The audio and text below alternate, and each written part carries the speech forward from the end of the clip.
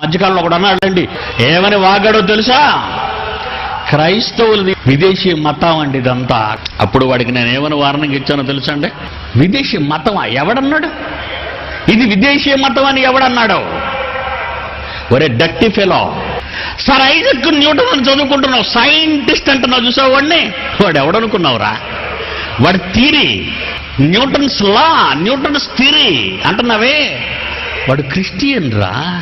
వాడు ఎందులో చూసి కాపీ కొట్టాడు తెలుసా? బైబుల్ చదివాడు రా వాడు.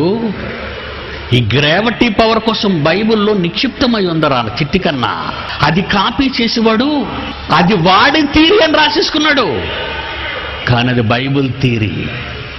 నువ్వు విశ్వవిద్యాలయాల్లో, ఇండియాలో ఉన్న ఎన్ని విశ్వవిద్యాలయాలు ఉన్నాయో ఆ విశ్వవిద్యాలయాల్లోకి తెచ్చుకున్న న్యూటన్స్ థియరీ ఎవరిదో తెలుసా? యేసుక్రీస్తుదిరా పిచ్చి కన్నా. అది న్యూటన్ కాదు, వాడొక పెద్ద దొంగ. బైబిలును దొంగిలించిన మిలేనియం మహనీయులను మా టీవీలో మాట్లాడిన ఎపిసోడ్స్ లో మీరు చూశారు. సైంటిస్టులందరినీ ఎండగట్టేశాను. ఎవడరా సైంటిస్ట్ అని? ఎవడరా సైంటిస్టు? క్రైస్తవులై బైబిల్ను చిన్ననాటి నుండి చదివి బైబిల్లో ఉన్న మహాజ్ఞానాన్ని దొంగిలించిన దొంగల వాళ్ళు. వాళ్ళు చెప్పింది శాస్త్రం, బైబిల్ చెప్తే విదేశీ మతమా? ఫోల్! అర్థమవుతుందా లేదా మీకు? వాళ్ళు చెప్తే శాస్త్రమా, సైన్సా? వాడేమో సైంటిస్టు, వాడు చెప్పిందేమో సైన్స్. కానీ వాడు ఎక్కడి నుంచి తీసుకొచ్చాడో నీకు తెలుసా? నీకు కానీ, బాబుకి కానీ, బాబుకి కానీ బైబిల్లోది కాపీ కొట్టాడు.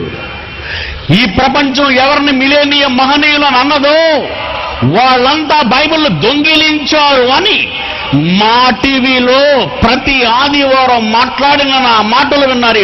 ఒక ఐన్స్టీన్ చెప్పింది, ఒక కోపర్నికస్ చెప్పింది, ఒక గెలీలియో చెప్పింది, ఒక బ్రూనో చెప్పింది. ఎంతమంది శాస్త్రవేత్తలు ఉన్నారో వాళ్ళందరూ బైబిల్ని కాపీ కొట్టారు. బైబిల్ పేరు తీసేశారు, వీళ్ళ పేరు రాసుకున్నారు. దొంగలు గారా వీళ్ళు?